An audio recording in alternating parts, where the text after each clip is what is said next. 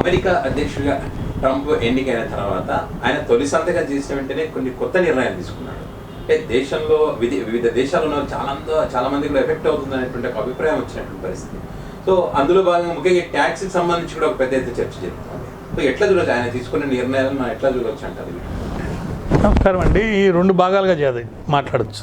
ఒకటి, అమెరికాలో ఆయన ప్రెసిడెంట్గా అయిన తర్వాత అవ్వకముందే నేను ఈ చేస్తానని చెప్పి ఒక్క ఫైల్ సంతకం పెట్టిన 5-6 నెలలు దాని మీద పెద్ద గొడవలు, వ్యవహారాలు, రాజకీయంగా చర్చలు జరిగే పరిస్థితుల్లో 100 నుంచి 200 సంతకాలు పెట్టేసేసి మీ గొడవలు ఎవరు పడతారో పడండి అని చెప్పి ఎవరైనా లాయర్లు కోర్టుకి వేస్తే కేసులు, మీకు వచ్చి విచిత్రమైన విషయం చెప్తాను. కొన్ని స్టేట్స్లో ఈ బర్త్ రైట్ మీద లాయర్లు కేసులు ఫైల్ చేశారు. ఎవరెవరైతే ఫైల్ చేశారో వాళ్ళందరి మీద ఇన్కమ్ ట్యాక్స్ రైడ్లు జరిగినాయి ఆడ చాలామంది మీద. అలా ఒక భయానక వాతావరణంలో ఇతని ముండోడు ఏదైనా చేసేస్తాడు అనే స్థితికి తీసుకొచ్చి ఒక 100 పైన 200 లోపల ఫైల్స్ సంతకాలు జరిగినాయి. ఎన్నింట్లో ఏం జరిగినాయి ఇంకా బయటకు కూడా రాలేదు కొన్ని. సో అలాంటి పరిస్థితి ఉంది కాబట్టి దాని గురించి ప్రత్యేకంగా ఒక్కొక్క ఫైల్కి సంబంధించి ఒక్కొక్క చర్చ అనేది జరగాలి. అయితే ఇప్పుడు మీరు అడిగింది ఈ ట్యాక్స్కి సంబంధించి, ఇది చాలా ముఖ్యమైన విషయం అండి.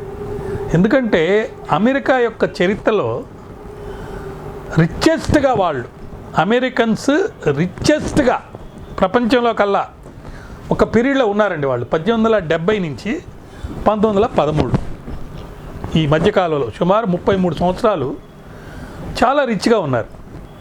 వాళ్ళు ఎంత రిచ్ అయిపోయారంటే ఇప్పుడు మనమందరం చాలా కష్టాలు పడి దాచుకుంటాం డబ్బు. అమ్మో మన ఆఖరి రోజు దాకా మనకు ఏదైనా ఇబ్బంది వస్తుందేమో అని చెప్పేసి చాలా పిసినారిగా కూడా బతుకుతాం. ఒక ఏదైనా కొనాలని పోతే 1-4 సార్లు ఆలోచించి చేయటం, అప్పు ఇవ్వాలంటే జాగ్రత్తగా చూసుకోవటం, బ్యాంకులో పెట్టాలన్నా కానీ ఆలోచించి పెట్టడం, ఎవరికైనా ఇవన్నీ చేస్తుంటాం. కానీ రేపటి సంగతి కూడా ఆలోచించరు వాళ్ళు. ఉన్న డబ్బును ఖర్చు పెట్టేసి హాయిగా బతుకుతారు. ఎందుకు ఆలోచించారంటే వాళ్ళకి అసలు మనకు ఇక్కడ జాబ్ దొరకదు రేపు అనే భయం లేదు. సో వెల్త్ చాలా జాబ్స్ ఉంటాయి, నువ్వు సెలెక్ట్ చేసుకోవచ్చు నీ వర్త్ని బట్టి, వాడు అవసరాన్ని బట్టి పేమెంట్ ఎక్స్ట్రా ఇస్తాడు. సో ఇదొక ఎకానమీ. ఈ సిస్టంలో అమెరికాలో అమెరికన్స్కి సంగతి చెప్తున్నాను నేను. బయట నుంచి పోయి వచ్చే వాళ్ళ సంగతి తర్వాత మాట్లాడుకుందాం, దాని ఎఫెక్ట్ ఏంటి అవన్నీ. అమెరికన్ జీవన విధానంలో రేపు అనే దాని గురించి ఆలోచించాల్సిన పని లేకుండా ఆర్థికానికి సంబంధించి హాయిగా గడిపేస్తుంటారు లైఫ్. జాబ్స్ కనుక వాళ్ళకి దొరక్కపోతే చాలా ఇబ్బంది పడతారు. సో జాబ్స్ దొరకకుండా పోయే పరిస్థితి వచ్చింది కాబట్టి అక్కడ బయట వాళ్ళకి జాబ్స్ ఇవ్వకుండా చేయాలని ఒక సిస్టమ్ తీసుకొచ్చి బై బర్త్ మేము ఇవ్వటం లేదు అనేది తీసుకొచ్చారు. దానివల్ల ఎవడన్నా బయట నుంచి వచ్చాడనుకో, వాడు అవసరం మాకుందా లేదా, వాడు వస్తే వాడి పరిస్థితి ఏంది, వాడిని ఎలా చేయాలి, వాడి యొక్క పని అయితే తీసుకోవాలి, ఇన్కమ్ మటుకు వాడికి ఎక్కువ పోకూడదు. ఇది ఒక పాయింట్. అసలు నేను ఇందాక చెప్పినట్టు 1870 నుంచి 1913 మధ్యలో ఎందుకు అమెరికా రిచెస్ట్గా ఉండిందంటే ఒక పాలసీ చేశారు వాళ్ళు. ఫెడరల్ అంటే సెంట్రల్ గవర్నమెంట్కి డబ్బు పోవటం, ఫెడరల్ గవర్నమెంట్కి డబ్బు వెళ్ళాలి. అక్కడ కూడా 2 స్టేట్స్ ఉంటాయి, సెంటర్ ఉంటుంది, అక్కడ ఫెడరల్ అంటారు. ఆ డబ్బు ట్యాక్స్ పేయర్ దగ్గర నుంచి కలెక్ట్ చేస్తారు.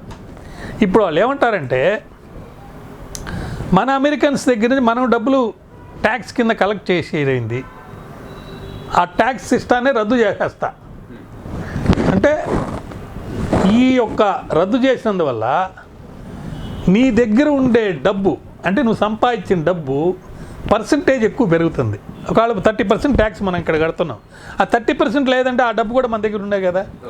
సో అది డిస్పోజబుల్ కదా, నువ్వు గవర్నమెంట్కి ఎప్పుడైతే కట్టలేదో నీ దగ్గర ఉండిపోయింది.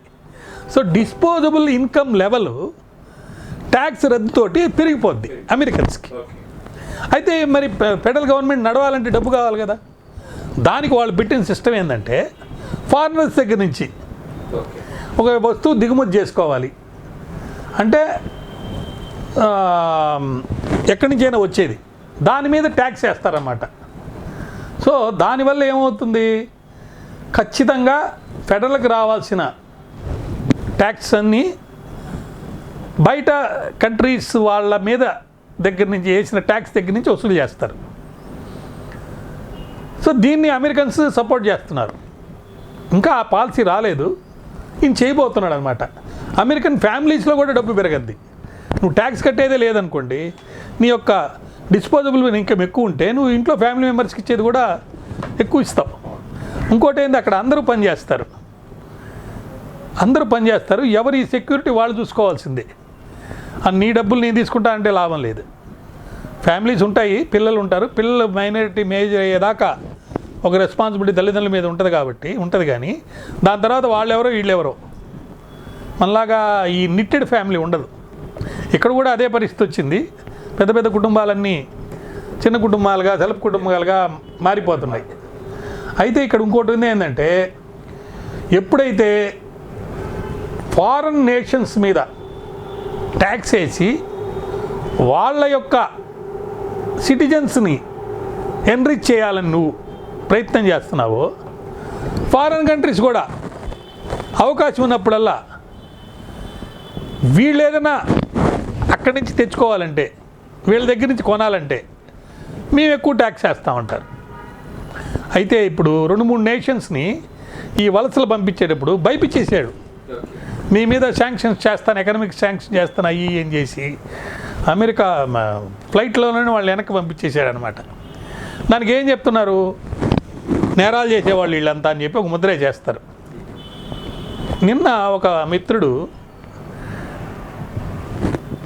ఫోన్ చేశారు. వాళ్ళు ఏం చెప్పారంటే, కొన్ని మెడిసిన్స్ కావాల్సి వచ్చినాయి అనమాట. ఇక్కడ నుంచి హైదరాబాద్ నుంచి ఆ మెడిసిన్స్ తీసుకొని విత్ వీసా వెళ్ళాడు. దిగంగానే వాళ్ళు ఏమన్నారంటే, ఈ మెడిసిన్స్ ఇక్కడ ప్రొహిబిటెడ్.